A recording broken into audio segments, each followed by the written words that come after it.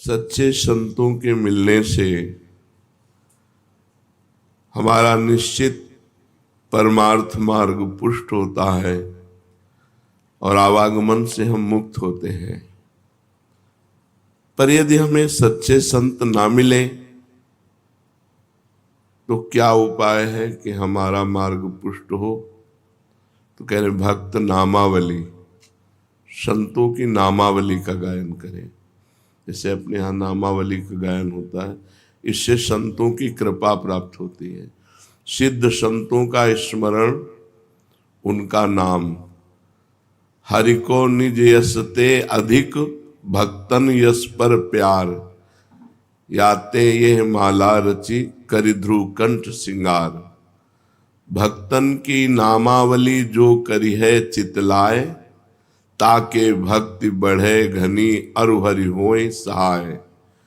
अजहु सोच विचार के गहि भक्तन पद ओट, हरि कृपाल सब पाछली क्षमि है तेरी खोट। आज भी सोच विचार लो कि तुम्हारे में क्या सामर्थ है। यदि भक्तों का चरण आश्रय ले लिया तो भगवान तुम्हारी सारी गलतियां माफ कर देंगे और आपकी भक्ति घनीभूत हो जाएगी। काम क्रोध आदि का प्रवेश नहीं होगा भक्ति में, यदि रोज भक्त नामावली का गायन स्मरण पूर्वक किया जाए। मन कहीं और ऐसे गा नहीं, ध्यान पूर्वक एक एक भक्त का स्मरण करते हुए यदि भक्त नामावली का गान हो तो सच्चे संतों के मिलन जैसा ही कार्य वो कर देंगे। आजकल लोग प्रायः संत महात्माओं की निंदा करते हैं। इसका कारण क्या है? जो विषयासक्त हैं, जो कामनाग्रस्त हैं, जो अज्ञान विमोहित हैं, वो अपनी मंद बुद्धि की कसौटी पर संतों को कसा करते हैं। उनकी मंद बुद्धि होती है तो अपनी बुद्धि के अनुसार वो संतों और महापुरुषों को पहचानने के लिए सामर्थ्य है नहीं, इसलिए वो बाहरी बातों को लेकर के संत महात्माओं पर दोषारोपण करने लगते हैं और उनकी निंदा करते हैं और अश्रद्धा करके अपना पतन कर लेते हैं। जहां किसी संत महापुरुष की निंदा हुई तो अश्रद्धा हुई तो हमारा पतन हो जाता है। संतों को पहचानने के लिए परम पवित्र निरहंकार रहित भगवत बुद्धि चाहिए। और भगवत बुद्धि जब हो जाएगी तो खुद आप संत हो गए तो सब आपको संत नजर आएंगे। जब तक खुद संत नहीं हुए तब तक संत को पहचानना बहुत कठिन है। संत सेवा का प्रधान साधना क्या है? कैसे माने कि हमारी ये संत सेवा बन गई? तो संतों के बताए हुए मार्ग पर चलना ही सर्वश्रेष्ठ संत सेवा है। उत्साह के साथ, विश्वास के साथ जो संत भगवान ने आदेश कर दिया बस वैसे हम चलें, यही सबसे आज्ञा समन सुसाहिब सेवा। अगर हम अपने गुरुजनों की, संत महापुरुषों की आज्ञा का पालन करते हैं तो हमारी संत सेवा हो रही है। अब वो आज्ञा वो जो दे दे, आप सोहनी लगाओ, आप पोछा लगाओ, आप आरती करो, आप पाठ करो, आप नाम जप करो, आप अमुक, जो प्रभु आज्ञा जेहिका जस आही, सो तेहि भांति रहे सुख लाई। स्वामी की जैसी आज्ञा हो उसमें ननुनच न करते हुए उनकी आज्ञा का पालन करने से ही भगवत प्राप्ति हो जाएगी, संत सेवा बन जाएगी, उनकी आज्ञा का पालन करना। संत महापुरुषों के विचारों, उनके भावों, उनके उपदेशों को समझना चाहिए और उसी का पालन करना चाहिए। वो जो विचार अपने प्रकट करते हैं, भाव प्रकट करते हैं, उपदेश देते हैं, उसका पालन करना सबसे बड़ी सेवा है। अगर ये सेवा नहीं हो रही तो भोजन दे दिया, वस्त्र दे दिया, और भी ये कोई खास सेवा नहीं। उनकी आज्ञा का उल्लंघन कर दिया और उनको रबड़ी पवा रहे हो तो सच्चे संतों को ये अच्छा नहीं लगेगा। आप कुछ और नहीं कर रहे, बस उनकी जो आज्ञा है उसी आज्ञा पे चल रहे हैं, इतने में ही वो प्रसन्न हो जाएंगे। क्या सच्चे संत में श्रद्धा होने पर ही उनके संपर्क से लाभ होगा? पहली बात तो सच्चे संत का मिलना बड़ा दुर्लभ है। गीता में भगवान कहते हैं वासुदेवा सर्वमिति सा महात्मा सुदुर्लभा। जो पूरे जगत में भगवान वासुदेव को देख रहा है वो महात्मा बड़ा दुर्लभ है। अब बड़ी खींचतानी समाज में चलती है। कोई किसी संप्रदाय के संत की खींचातानी कर रहा है, कोई किसी की कर रहा है, कोई किसी की कर रहा है, और उनकी जिनकी खींचातानी की जा रही उनके पक्ष की उनकी कर रहे हैं। अब दोनों की सुन के लगता सत्य कौन है? सा महात्मा सुदुर्लभा, जो सब जगह एक भगवान को देखता है। ये ऐंचा घसीटी एक दूसरे की निंदा कलयुग का बहुत बड़ा प्रभाव बढ़ रहा है। किसी भी प्राणी के अंदर यदि एक बात आ गई कि वो परमात्मा सर्वत्र विराजमान है और वो भजन कर रहा है तो वासुदेवा सर्वमित सा महात्मा, भगवान उसको महात्मा कहते हैं। सा महात्मा सुदुर्लभा। किसी संत का अनादर किसी संत की वाणी के द्वारा मुझे तो समझ में नहीं आता। भगवान ने संत की परिभाषा बताई है, सा महात्मा वो महात्मा है जो वासुदेवा सर्वमिति। तो हम सबसे प्रार्थना करना चाहते हैं, यदि आप अपना परमार्थ बचाना चाहते हो, भगवान के मार्ग में अग्रसर होना चाहते हो, तो किसी की भी निंदा मत कीजिए। किसी की भी निंदा अगर करोगे तो आपका परमार्थ रुक जाएगा, आपका परमार्थ रुक जाएगा। जो दूसरों का हित कर रहे हैं, जो निर्विकार हैं, हम लोग पाषाण से भी भगवान प्रकट करने वाले हैं। हम सनातन धर्मावलंबी पत्थर से भी भगवान प्रकट कर लेते हैं। तो फिर जिसने हमारे भगवान को भजा उनकी हम चरण वंदना क्यों नहीं करते? जो भगवान को भजे, भगवान को हमारा सर झुकना चाहिए। हम ये नहीं कहते कि तुम वहां जाओ, लेकिन उनका नाम आते ही आदर के सहित हम निंदा किसी। एक बार कोई राम बोले तो तुलसीदास जी कहते हैं, तुलसी जाके मुख से धो क्यों निकसत राम, ताके पग की पग तली मोरे तन की चाम। और वो राम को भजकर राममय हो गए। आप क्या समझते हो?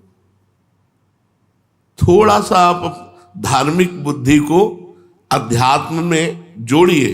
अध्यात्म का तात्पर्य सर्वत्र विराजमान परमात्मा में एकाकार बुद्धि, तो आपको समझ में आ जाएगा।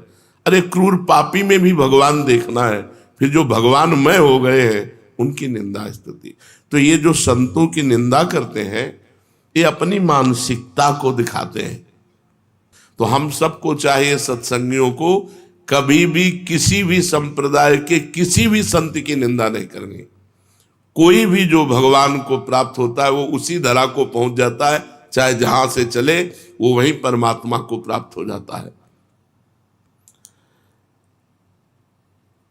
जो सच्चे संत हैं, तो तुम्हारी श्रद्धा हो या ना हो, उनका प्रभाव बदल देगा। और अगर कहीं श्रद्धा कर लो तो बहुत जल्दी काम बन जाएगा। पर श्रद्धा ना करने से, जैसे आप सोए हुए हो, सूर्योदय हो गया है पर आपको भान नहीं है, पर जब आंख खुलेगी तब आपको सूर्य का प्रकाश दिखाई देगा। ऐसे सच्चा संत मिल गया है पर आपका परिवर्तन नहीं होगा। परिवर्तन तब होगा जब श्रद्धा की आंख खुलेगी, तब आपको प्रकाश दिखाई देगा। अगर हम श्रद्धा पूर्वक किसी संत का सेवन करें तो बहुत जल्दी परिवर्तन हो जाएगा, और अगर अश्रद्धा से भी सेवन करें तो श्रद्धा आ जाएगी, धीरे धीरे श्रद्धा आ जाएगी। पर किसी संत की बाहरी परिवेश से हम किसी संत की आंतरिक स्थिति को नहीं जान सकते। बाहरी परिवेश उनका संसारिक हो सकता है, लेकिन अंतर में उनकी बहुत ऊंची स्थिति हो सकती है। अंतर की स्थिति को कोई अंतर वाला ही जान सकता है। संतों को एकांत में रहकर मौन साधना करना ठीक है, या लोक कल्याण के कार्य करना ठीक है?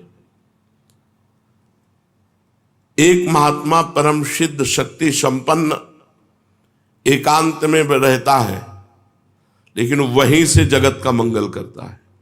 सर्वे भवन्तु सुखिनः, सर्वे सन्तु निरामयाः, सर्वे भद्राणि पश्यन्तु मा कश्चित् दुःखभाग् भवेत्। उसके इतने जोर की ऊर्जा शक्ति होती, पूरे संसार के कल्याण करने के लिए उनके शरीर से परमाणु निकलकर जगत मंगल करते रहते।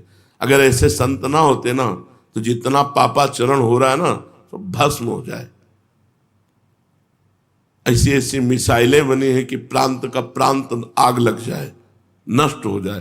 2500 किलोमीटर दूर तक मार करने वाली, अब जरा सा बुद्धि खराब हो जाए तो प्रांत का प्रांत नष्ट हो जाए। और होंगे, अभी भजन हो रहा है, अभी भगवत शांति का प्रचार प्रकाश संतों से हो रहा है।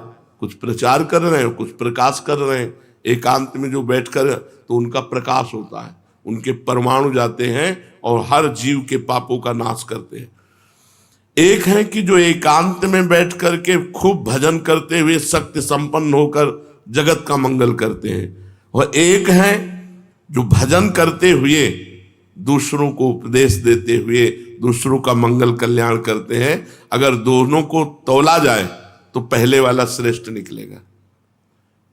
अगर दोनों का तौला जाए कि कल्याण दोनों में से किसके ज्यादा होंगे, तो उसके ज्यादा होंगे जो एकांत में बैठकर भजन कर रहा, मौन, कभी बोला नहीं, पर उसमें जो भजन के परमाणु है वो जीवों का परम मंगल कर देंगे।